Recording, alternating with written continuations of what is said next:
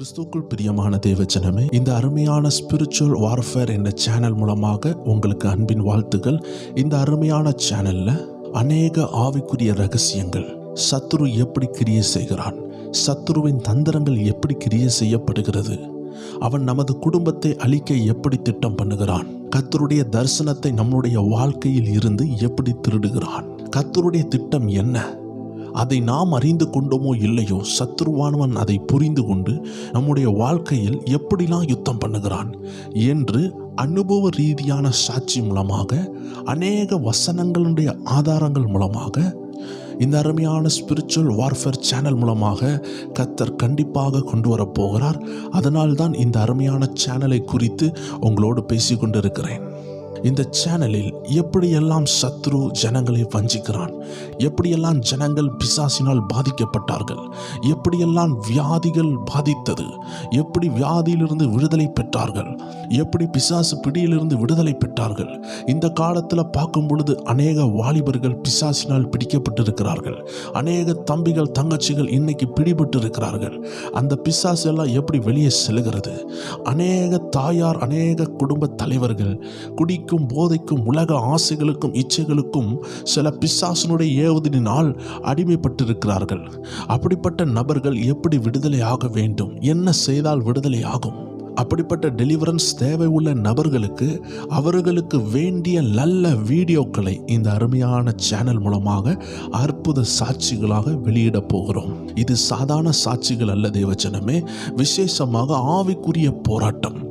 பிசாசு உள்ள புகுந்து எப்படி கிரியை செய்கிறான், ஒரு குடும்பத்தை எப்படி பிரிக்கிறான், அவனுடைய தந்திரம் எப்படி இருக்கிறது, ஒரு குடும்ப தலைவரை எப்படி பாவத்தில் கவிழ்க்கிறான், பிசினஸ்ல உள்ள தேவைகளினால் எப்படி அவர்கள் பாவத்துக்குள்ள மாட்டுகிறாங்க, குடும்ப பெண்மணிகளை எப்படி சத்துரு வஞ்சிக்கிறான், பிள்ளைகளை எப்படி வஞ்சிக்கிறான், சபைக்குள்ள எப்படி விசுவாசிகளை வைத்து போராட்டங்களை உண்டாக்குகிறான், எப்படி சபைகளுக்குள்ள போதகரை வைத்து போராட்டங்களை உண்டாக்குகிறான் என்று சகல விதமான காரியங்களையும் பரிசுத்த ஆவியானவருடைய உதவியோடு ஏற்ற நேரத்தில் உங்களுக்கு வந்து இந்த வீடியோக்கள் கரெக்டாக வந்து சேரும். அதற்காக தான் கர்த்தர் இந்த சேனலை உருவாக்கி இருக்கிறார்.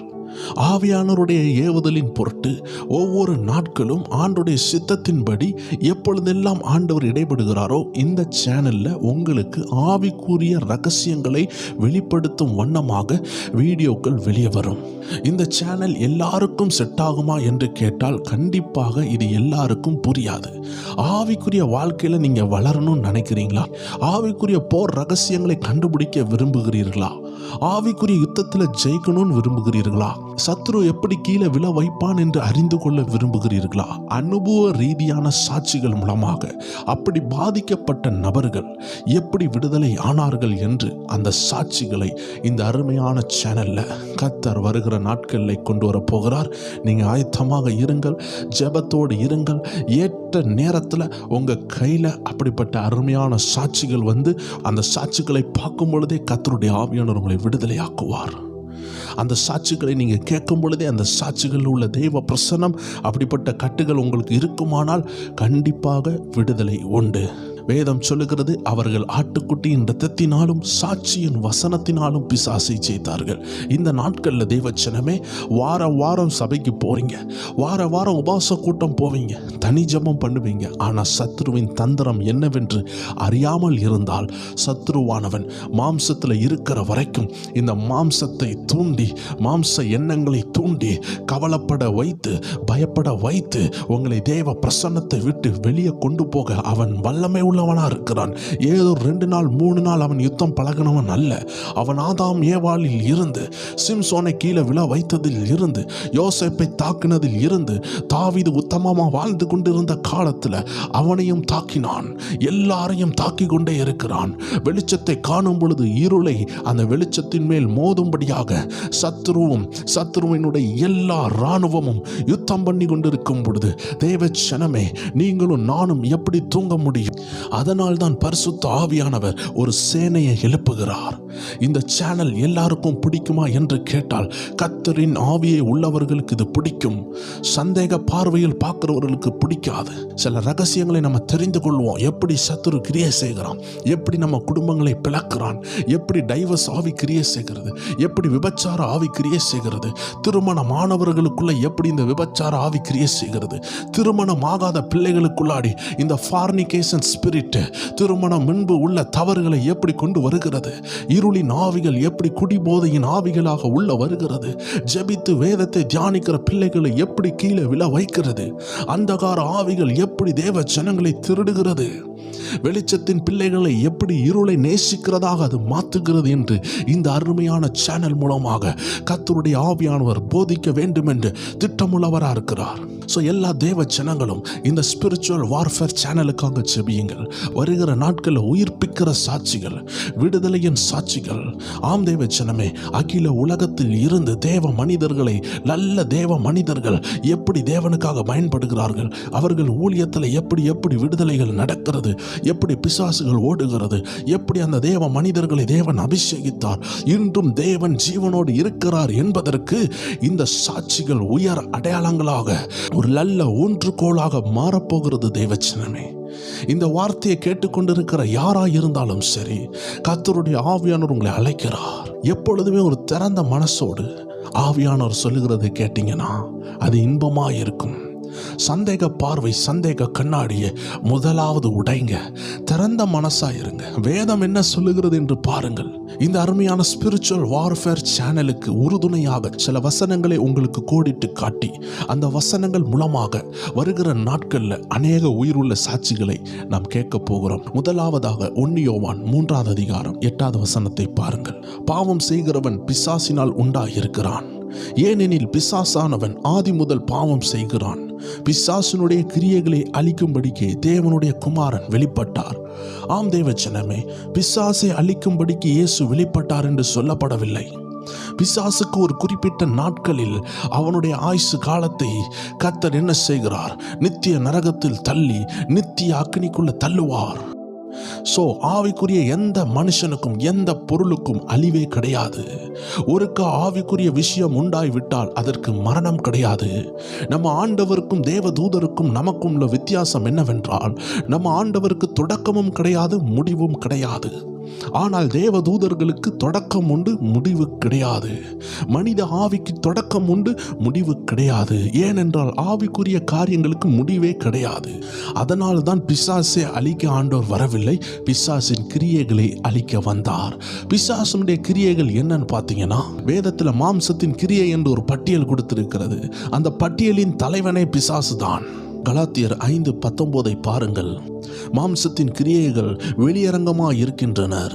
அவையாவன விபச்சாரம், வேசித்தனம், அசுத்தம், காம விகாரம், விக்கிரக ஆராதனை, பில்லி சூனியம், பகைகள், விரோதங்கள், வைராக்கியங்கள், கோபங்கள், சண்டைகள், பிரிவினைகள், மார்க்க பேதங்கள், பொறாமைகள், கொலைகள், வெறிகள், களியாட்டுகள் முதலானவைகளே. ஆம் தேவஜனமே, ஏராளமான விஷயங்களை நம்ம பார்த்தோம். இது இருளின் ராஜ்யத்தில் உள்ள காரியம். ஒரு தேவ பிள்ளை மாம்சத்தில் செயல்பட்டால், மாம்ச சிந்தனையில் வாழ்ந்தால் இப்படிப்பட்ட காரியங்கள் அவர்கள் மாட்டிக்கொள்ள வாய்ப்பு இருக்கிறது. இப்படி மாட்டிக்கொள்ளுகிற பிள்ளைகளை மாம்ச எண்ணங்கள்ல, மாம்ச கிரியைகள்ல பிசாசு கொண்டு வந்து, பிசாசு வந்து மாம்ச சிந்தனையின் அதிபதி, மாம்ச பிரியர்களுக்கு அதிபதி, மாம்ச எண்ணத்துல இருக்கிற தேவ ஜனத்தை கூட சத்ருவின் ஆயுதமாக, அவனுடைய ஏஜெண்டாக அவன் பயன்படுத்த முடியும். அதற்கு ஒரு பெரிய எடுத்துக்காட்டு தான் யூதாஸ் காரியோத்து. நீங்க யோசிக்கலாம், நான் ஒரு வல்லமையான தேவ ஊழியர் கூட நான் அசிஸ்டண்டா இருக்கிறேன், அப்படிப்பட்ட வல்லமையான தேவ ஊழியரின் சபையில நான் இருக்கிறேன் நீங்க சொன்னாலும், நான் உங்களை பார்த்து சொல்லுகிறேன், இயேசுவை காட்டிலும் ஒரு பெரிய போதகர் உண்டா? இயேசுவை காட்டிலும் ஒரு பெரிய தீர்க்கதரிசி உண்டா? இயேசுவை காட்டிலும் ஒரு நல்ல மேய்ப்பன் நமக்கு உண்டா? நிச்சயமாக இல்லை. ஏன்னா நமக்காக ஜீவனை கொடுத்து இரத்தத்தை கொடுத்து மீட்ட இந்த இயேசுக்கு ஒப்பனையான ஒரு மேய்ப்பன் யாருமே இல்லை. அப்படிப்பட்ட இயேசு கூட இருந்த யூதாஸ் காரியத்தை பாருங்கள்.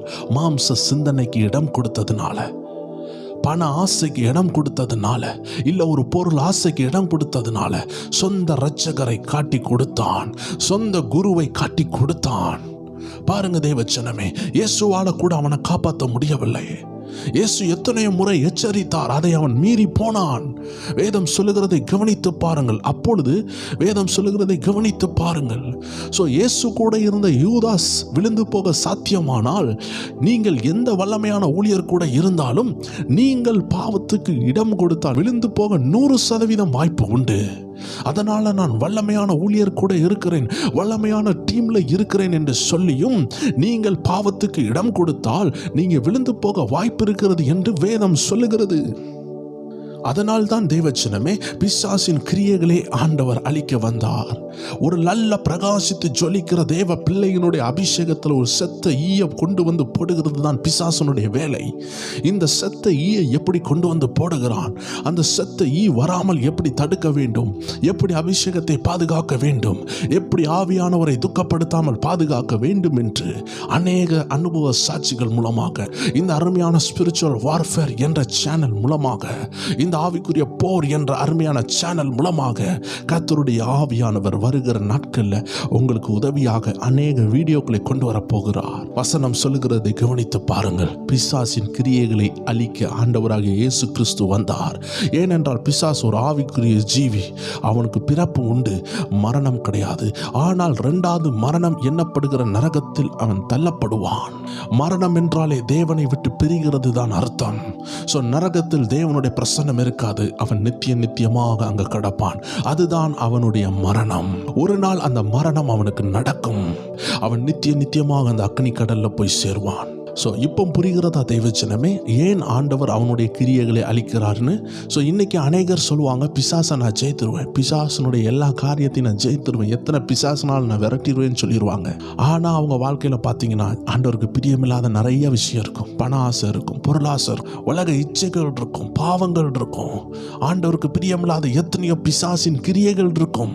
ஆனால் வாயை திறந்து இயேசுவின் நாமத்தில் பிசாசை விரட்டுகிறேன் என்று சொல்வார்கள். இது அவர்களுடைய அறியாமையா இருக்கிறது. வேதம் தெளிவா சொல்லுகிறது, பிசாசின் கிரியை என்றால் என்ன? இச்சையான ஒரு விஷயத்தை காட்டுவான், பணம் ஆசை நிறைந்த விஷயத்தை காட்டுவான், இத்தனை லட்சம் வருமானம் என்று சொல்லுவான், நம்ம ஆசையை தூண்டுவான். ஒரு ஏழை ஊழியர் எனக்கு தெரியும், 8000 ரூபாய்க்கு ஒரு குறிப்பிட்ட இடத்துல வேலை பார்த்து கொண்டிருந்தார். அந்த 8000 ரூபா வைத்து அவருடைய குடும்பத்தை நடத்த முடியவில்லை, பிள்ளைகளுடைய படிப்பு செலவுகளுக்கு ஒன்றும் செய்ய முடியவில்லை. அதனால அவர் என்ன செய்தார்? ரகசியமாக சில தவறுகளை செய்ய ஆரம்பித்தார். நியாயமாக ஒரு வேலையாவது பார்த்து ஒரு ஊழியத்தை செய்திருக்கலாம். அவர் அதற்கு பதிலாக திருட ஆரம்பித்தார், வஞ்சிக்க ஆரம்பித்தார், மக்களிடம் பொய் சொல்ல ஆரம்பித்தார். திடீரென்று ஒரு அழைப்பு வருகிறது, வெளிநாட்டில் 1.5 லட்சம் ரூபாய்க்கு ஒரு நல்ல வருமானம் உள்ள ஒரு சபை இருக்கிறது, அங்கே போய் ஒரு ஊழியக்காரனா மாறணும்னு சொல்லும் பொழுது இவர் தேவ தரிசனம் உள்ள அந்த இடத்தை விட்டுட்டு அந்த குறிப்பிட்ட வெளி தேசத்தில் உள்ள சபைக்கு சென்றார். அந்த இடத்துல போய் வருமானத்திற்காக ஊழியத்தை மாற்றினார். தேவன் அவரை அழைத்தார். ஆனால் 8 ஆண்டுகளுக்கு பிறகு அவருக்கு ஒரு போராட்டம் வந்தது. சொந்த மகளை இழந்தார்.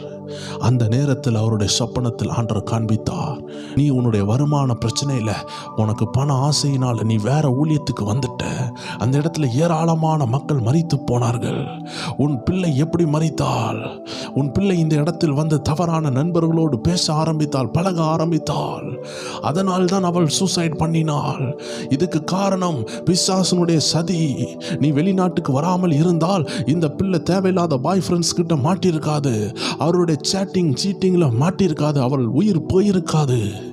நீ அந்த கிராமத்தில் இருக்கும் வரைக்கும் உன் குடும்பம் பாதுகாப்பாக இருந்தது. சின்ன வருமானம் ஆனாலும் உன் பிள்ளைகள் உன் பேச்சை கேட்டு கீழ்ப்படிந்து இருந்தது. அப்பா எனக்கு என்ன தருகிறார் என்று கவனமாக இருந்தது. இப்பொழுது 1.5 லட்சம் ரூபா வருமானம் ஆன பிறகு நீ எதை கொடுத்தாலும் உன்னை மதிக்கவில்லை.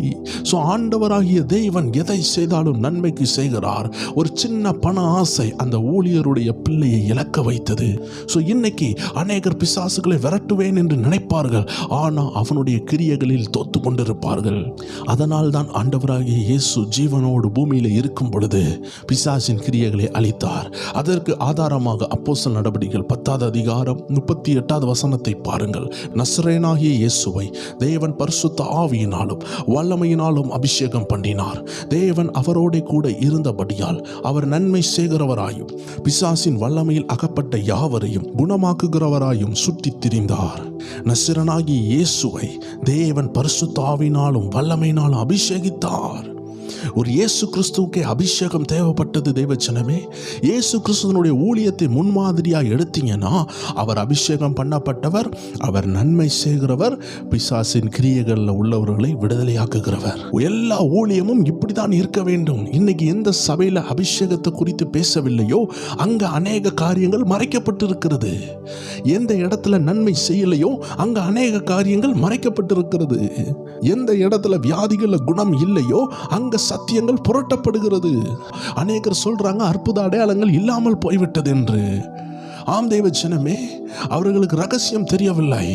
இன்னைக்கு அநேகர் அபிஷேகம் பண்ணப்பட்டிருக்கிறாங்க, ஆனா வல்லமையினால் அபிஷேகம் பண்ணப்படவில்லை. பாருங்கள், 38வது வசனத்தில் 2 காரியங்களை ஆண்டவர் சொல்லுகிறார்.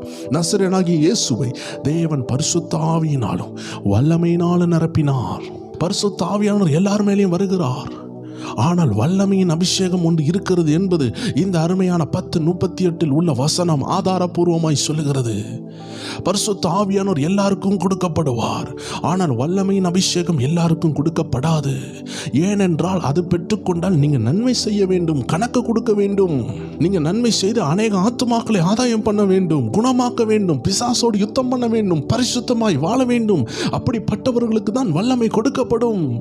ஒரு குறிப்பிட்ட நேரத்தில் சீசர்களால் பிசாசுகளை விரட்ட முடியாத ஒரு சூழ்நிலை வரும் பொழுது அவர்கள் எல்லாரும் என்ன செய்தார்கள்? ஏன் ஆண்டவரை எங்களால் விரட்ட முடியவில்லை என்று கேட்டார்கள். ஆண்டவர் சொன்னார், ஒன்னு உங்க அவிசுவாசம், இன்னொன்னு இப்படிப்பட்ட ஜாதி பிசாசு உபவாசத்தினாலும் ஜெபத்தினாலும் போகாது. அப்படி என்றால் என்ன? பரிசுத்த ஆவியினால் நிரம்பினால் மட்டும் போராது. அந்த பரிசுத்த ஆவியானுடைய வல்லமையை வெளியே கொண்டு வர்றதுக்கு உபவாசம் ஜெபம் இருக்கிறது. அந்த வல்லமையினால் நிரப்பப்பட வேண்டியதா இருக்கிறது. ஆண்டவராகிய இயேசு திரளாய் நிரப்பப்பட்டிருந்தார். அதனால் தான் பிசாசு அவரை கண்டவுடன் ஓடினது. அவருடைய வஸ்திரத்தின் ஓரத்தில் கூட வல்லமை இருந்தது. அவரை கண்டவுடன் பிசாசுகள் நடுங்கினது. இஸ்ரவேலின் பரிசுத்தரே என்று நடுங்கினது. என் காலம் வர்றதுக்கு முன்னாடியா என்ன பாதாளத்துக்கு போக பண்ணுகிறீங்க என்று நடுங்கினது. இயேசுவின் பிரசன்னத்தை கண்டவுடன் பிசாசுகள் நடுங்கினது. பேதுருவின் நிழலை கண்டு வியாதியஸ்தர்கள் சுகமானார்கள். தேவ ஜனமே, இது ஒரு கட்டுக்கதை அல்ல, இது நடந்த சம்பவம்.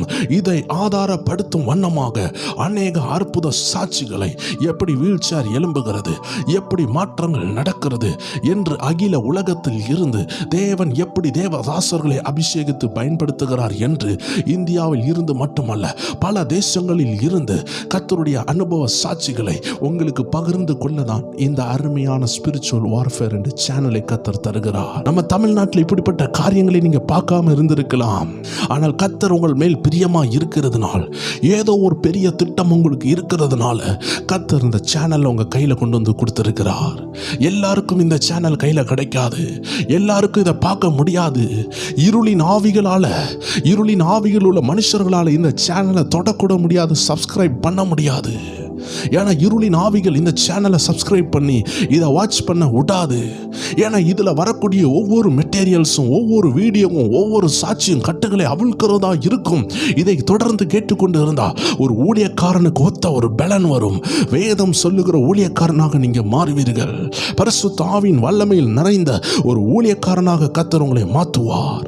இல்லை என்றால் உங்கள் தொழில் உள்ள இடத்தில், உங்கள் பிசினஸில் எப்படிப்பட்ட மந்திர பூஜைகள் போராட்டங்கள் வந்தாலும் அதை சிதைக்க, அதை கருவறுக்க, அதை நிர்மூலமாக்கக்கூடிய வல்லமை நிறைந்த ஒரு நல்ல மனிதனாக நீங்க இருக்கிற இடத்துல கர்த்தர் உங்களை மாற்றுவார். நல்ல பிசினஸ் ஓனராக மாற்றுவார். தேவ ராஜ்யத்தை தாங்கக்கூடிய கோடீஸ்வரனாக உங்களை கர்த்தர் மாற்றலாம். பல ரீதியில் கர்த்தர் உங்களை ஆசீர்வதிக்கலாம். ஸோ இந்த சேனலை அற்பமாக எண்ணவே முடியாது. ஏனால் இது ஒரு அணுகுண்டு போல. இதில் உள்ள ஒவ்வொரு சாட்சியும் இரத்த கரையும் கொடுத்து வருகிற சாட்சி. ஒவ்வொரு தேவ மனிதனும் பட்டினியாக கடந்து, உபவாசத்தில் கடந்து, தேவ அழைப்பை பெற்றுக்கொண்டு பல மணிக்கூர் தியாகமாக இருந்து அவர்கள் விசுவாசிகளை நோக்கி, கட்டுகளில் உள்ளவர்களை நோக்கி, குருட்டாட்டம் உள்ளவர்களை நோக்கி, பிசாசு பிடித்தவர்களை நோக்கி, வியாதியில் உள்ளவர்களை நோக்கி, மந்திர கட்டுகளில் இருக்கிறவர்களை நோக்கி கைகளை நீட்டி அந்த ஆவிகளை விரட்டுகிற அநேக சாட்சிகளை தான் இந்த அருமையான சேனல்ல நம்ம பார்க்க போகிறோம்.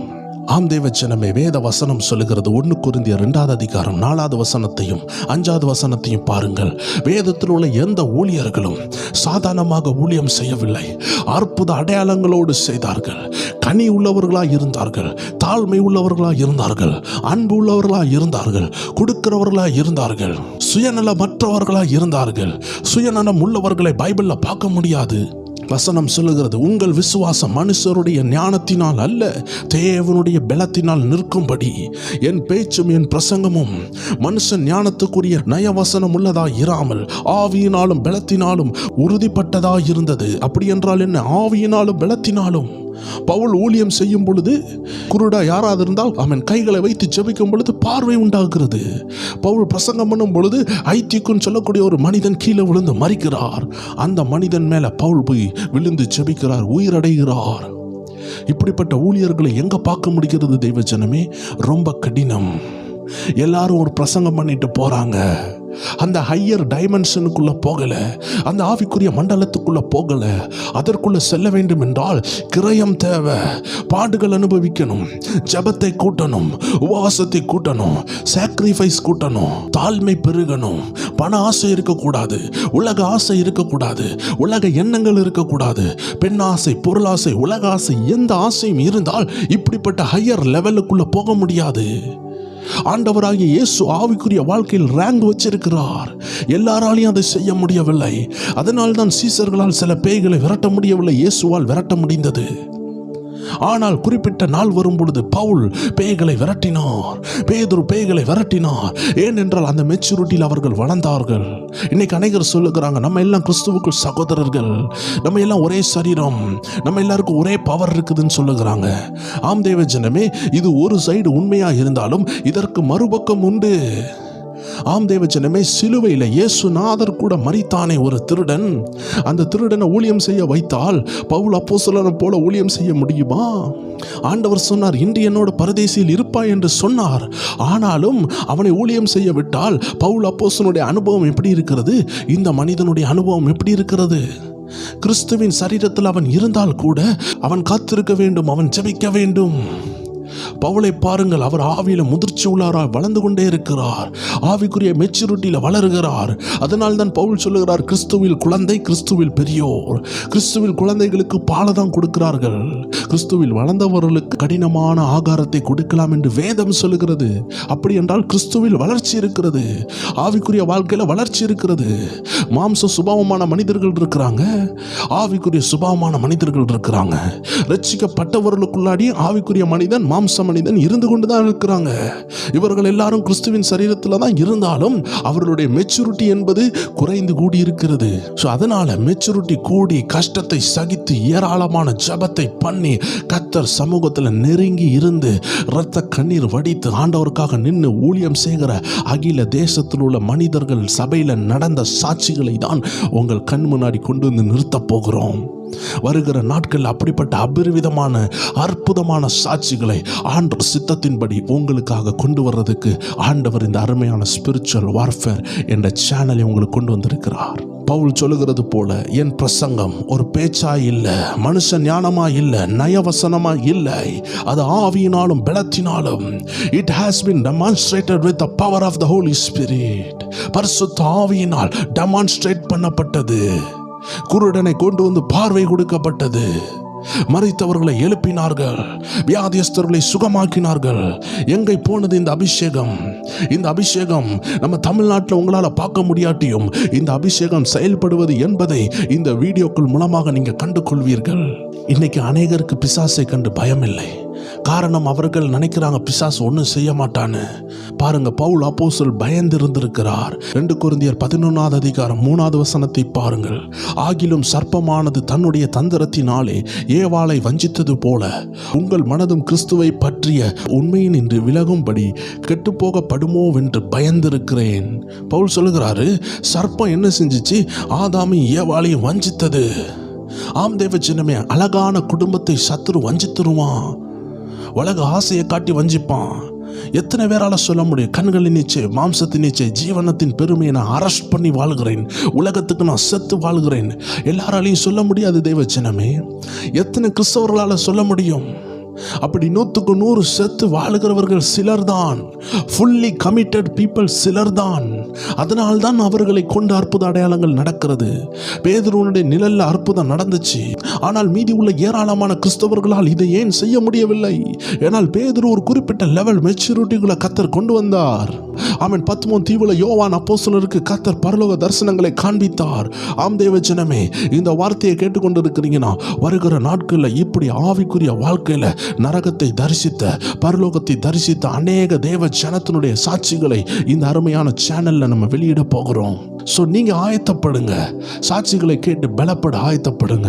இந்த சேனலுக்காக செபியுங்க. கர்த்தர் அநேக காரியங்களை கொண்டு வர செபியுங்கள். எப்படி பவுல் வந்து சர்ப்பம் ஏவாளை வஞ்சித்ததோ அதே போல இந்த ஜனங்களை வஞ்சித்திடக்கூடாதுன்னு பவுல் பயந்து போயிருந்தார்.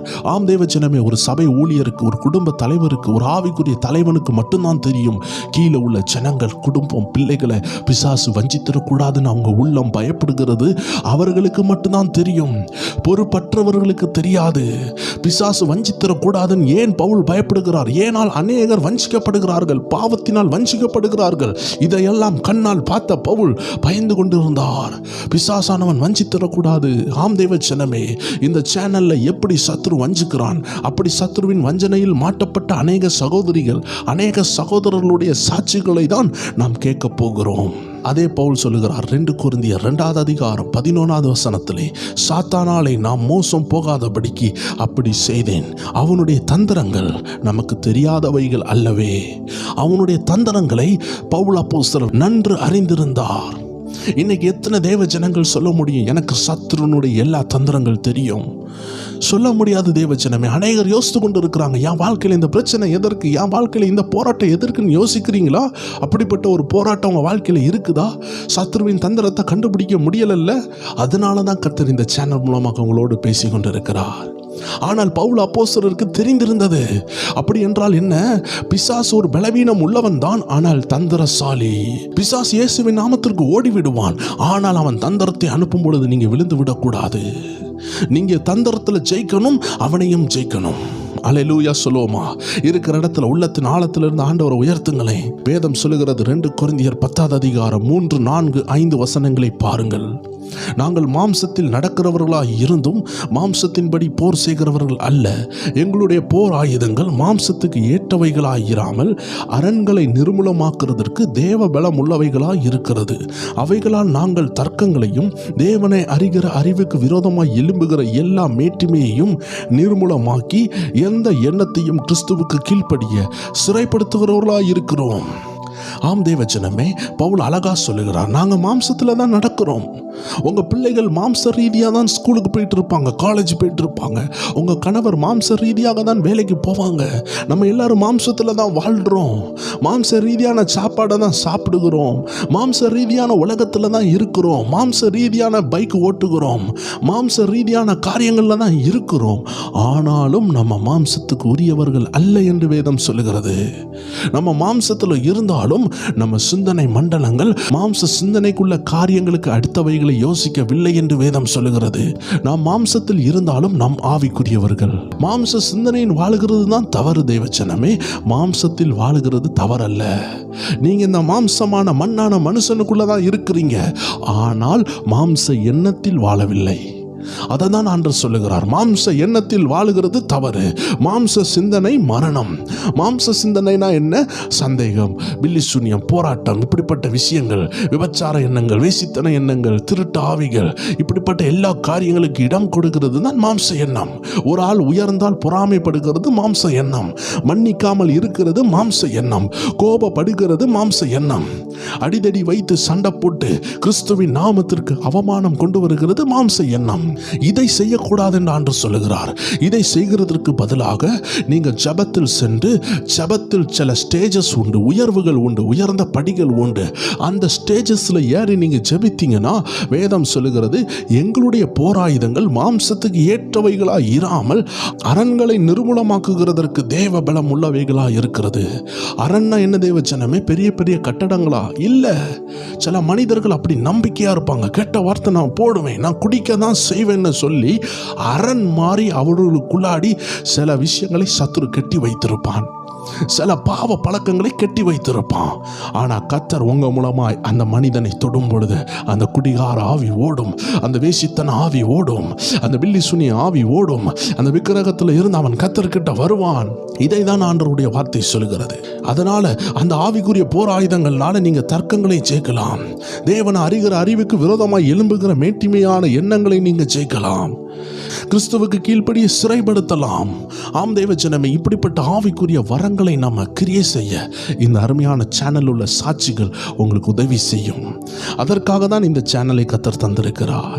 அது மட்டுமல்ல தேவஜனமே, வேதம் தெளிவாக சொல்லுகிறது எப்படி ஆவிக்குரிய யுத்தம் பண்ண வேண்டும் என்று சொல்லுகிறது. எபேசியர் 6, 10, 11, 12 அழகாய் பாருங்கள். ஆவிக்குரிய யுத்தங்களை பற்றி சொல்லுகிறது, யுத்த ஆயுதங்களை பற்றி சொல்லுகிறது. எப்படிப்பட்ட யுத்தத்தில் தேவ ஜனங்கள் இருக்கிறாங்க, சத்துரு எப்படி தாக்குவான் என்று அழகாக சொல்லுகிறது. எபேசியர் 6:10 சொல்லுகிறது, கடைசியாக என் சகோதரரே, கர்த்தரிலும் அவருடைய சத்துவத்திலும் வல்லமையிலும் பலப்படுங்கள். நீங்கள் பிசாசின் தந்திரங்களோடு எதிர்த்து நிற்க திராணி உள்ளவர்கள் ஆகும்படி தேவனுடைய சர்வாயுத வர்க்கத்தை தரித்துக் கொள்ளுங்கள். அப்படி என்றால் என்ன? பிசாசோட யுத்தம் பண்ண ஆயுதம் தேவையா இருக்கிறது. என்ன ஆயுதம் என்று கீழ்வாரியாக நீங்க படிக்கும் பொழுது உங்களுக்கு சொல்லுகிறது. 12 சொல்லுகிறது எப்படிப்பட்ட எதிரி நமக்கு இருக்கிறது என்று வேதம் தெளிவாக சொல்லுகிறது. ஏனெனில் மாம்சத்தோடும் இரத்தத்தோடும் அல்ல, துரைத்தனங்களோடும் அதிகாரங்களோடும் இப்பிரபஞ்சத்தின் அந்தகார லோகாதிபதிகளோடும் வான மண்டலங்களில் உள்ள பொல்லாத ஆவிகளின் சேனைகளோடும் நமக்கு போராட்டம் உண்டு. ஆகையால் தீங்கு நாளில் அவைகளை நீங்கள் எதிர்க்கவும் சகலத்தையும் செய்து முடித்தவர்களாய் நிற்கவும் திராணி உள்ளவர்கள் ஆகும்படி தேவனுடைய சர்வாயுத வர்க்கத்தை எடுத்துக்கொள்ளுங்கள் என்று சொல்லி எப்படிப்பட்ட ஆயுதமெல்லாம் இருக்குது என்று வேதம் தெளிவாக சொல்லுகிறது. ஒரு லிஸ்ட் போட்டு வேதம் சொல்லுகிறது. இப்படிப்பட்ட காரியத்தோடு தான் நமக்கு யுத்தம் இருக்கிறது. நம்ம என்ன நினைப்போம்? நம்ம கணவர் தான் நம்ம போராட்டம், நம்ம மனைவி தான் நம்ம போராட்டம், நம்ம பிள்ளைகள் தான் நம்ம போராட்டம். யாரோ ஒரு 3வது நபர் நமக்குள்ள கிரியை செய்து அந்த கருப்பு ஆடு தான், அந்த மனுஷன் தான், அந்த மனுஷி தான், அந்த 3வது நபர் தான் யுத்தம் நம்ம நினைத்து கொண்டு இருப்போம். இல்லை, நம்ம அதிகாரி தான் நம்ம யுத்தம், நம்ம ஆஃபீஸில் உள்ள தலைவர் தான் நம்ம யுத்தம், இந்த பிஐ தான் நம்ம யுத்தம், இவனால தான் என் குடும்பம் இப்படி ஆனதுன்னு சொல்லி ஒரு மனிதனை பார்த்து நீங்க கை நீட்டி கொண்டு இருக்கிறீங்கன்னா நீங்க ஆவிக்குரிய யுத்தத்தை தெரியாதவர்களா இருக்கிறீங்க. வேதம் சொல்லுகிறது, மாம்சத்தோடும் இரத்தத்தோடும் அல்ல, மாம்சத்தை கடந்து மாம்சமான மனிதனை ஏவக்கூடிய ஒரு அந்தகார சக்தி உண்டு. ஒரு குறிப்பிட்ட நபர் உங்களுக்கு விரோதமாக மந்திரம் செய்கிறான், நீங்க பயந்து கொண்டு இருக்கலாம். ஆண்டவர் சொல்லுகிறார், அந்த மாம்ச மனுஷன் ஒன்றும் யுத்தம் கிடையாது, அந்த மனுஷனை ஆளுக செய்கிற ஒரு அந்தகார ஆவி உண்டு. அந்த ஆவியை ஜபத்தில் நீங்க ஜெயித்துட்டீங்கன்னா அவன் செய்கிற மந்திரம் உங்களுக்கு பலிக்காது. இப்படிப்பட்ட பல ரகசியங்களை இந்த அருமையான சேனல்ல கர்த்தர் வெளிப்படுத்த போறாரு. அதனால தேவ ஜனங்களை இந்த சேனலுக்காக செபியுங்கள். கருத்தோடு இந்த சேனலை ஃபாலோ பண்ணுங்க. இந்த சேனலை எல்லாராலையும் பார்க்க முடியாது. கர்த்தரால் அழைக்கப்பட்டவங்க, ஒரு பெரிய திட்டம் உள்ளவங்க, ஒரு பெரிய தரிசனம் உள்ளவங்களால மட்டும்தான் இந்த வீடியோஸை பார்க்க முடியும். இந்த வீடியோஸை அநேகருக்கு ஷேர் பண்ண முடியும். எல்லாருக்கும் அந்த மனசு வராது, எல்லாருக்கும் இந்த விஷயங்கள் புரியாது. ஒன்லி ஆவிக்குரிய விஷயங்களை புரிந்து கொண்டு ஆவிக்குரிய வாழ்க்கையை வாழணும்னு சொல்லுகிறவங்களுக்கு மட்டும்தான் இது பிரோஜனமா இருக்கும். மற்றவர்களுக்கு இது பைத்தியமாக தோன்றும். வேதம் சொல்லுகிறது, கிறிஸ்துவ பற்றிய உபதேசம் அநேகருக்கு பைத்தியமாய் தோன்றும், ஆனால் ஆவிக்குரிய நமக்கும் அது தேவ பலனா இருக்கும். ஆவிக்குரிய வாழ்க்கையில தேவ ஜனமே பல எல்லைகள்ல கிறிஸ்துவின் சரீரத்தில் தேவன் எப்படிலாம் தேவ ஜனங்களையும் ஊழியர்களையும் பயன்படுத்துகிறார் என்று கர்த்தர் இந்த சேனல் மூலமாக உங்களுக்கு கர்த்தர் கற்றுத்தருவார். நெடுநாளா ஆசைப்பட்டீங்கல்ல, என் வாழ்க்கையில ஆவிக்குரிய வாழ்க்கையில உயரணும், என் போராட்டத்தின் ரகசியம் என்ன, என் வாழ்க்கையை மாற்றுகிற ரகசியம் என்ன என்று நெடுநாளாக ஆவலோடு இருந்தீங்கல்ல, இந்த சேனல் மூலமாக அநேக உயிருள்ள சாட்சிகள் மூலமாக அநேக அற்புத அடையாளங்கள் மூலமாக இதுவரை நீங்க கேட்டிராத அநேக சாட்சிகளை கர்த்தருடைய நாமத்தினுடைய மகிமைக்காக நாங்கள் வெளியிட ஆயத்தமாக இருக்கிறோம். எங்களுக்காக ஜெபித்துக் கொள்ளுங்க. கர்த்தருடைய நாமம் மகிமைப்படட்டும். மீண்டும் வேற ஒரு வீடியோவில் நம்ம சந்திக்கலாம். கர்த்தருடைய ஆவியானவர் ஏவும் பொழுது, எங்களுக்கு சமயம் இருக்கும் பொழுது இந்த அருமையான வீடியோக்களை ரெக்கார்ட் செய்து எடிட் பண்ணி உங்களுக்காக அனுப்பப்படும். நீங்கள் ஜெபத்தோடு அதை கேட்க வேண்டும். சந்தேகத்தோடு அல்ல, விசுவாசத்தோடும் ஜெபத்தோடும் கேட்டு அதனுடைய ஆசீர்வாதங்களை பெற்றுக்கொள்ளுங்க. அநேகருக்கு பகிருங்க. சப்ஸ்கிரைப் பண்ணிக்கோங்க. அப்போ தான் நம்ம நோட்டிஃபிகேஷன் உங்களுக்கு மிஸ் பண்ணாமல் வரும். மீண்டும் வேற வீடியோவில் சந்திக்கலாம். God bless you.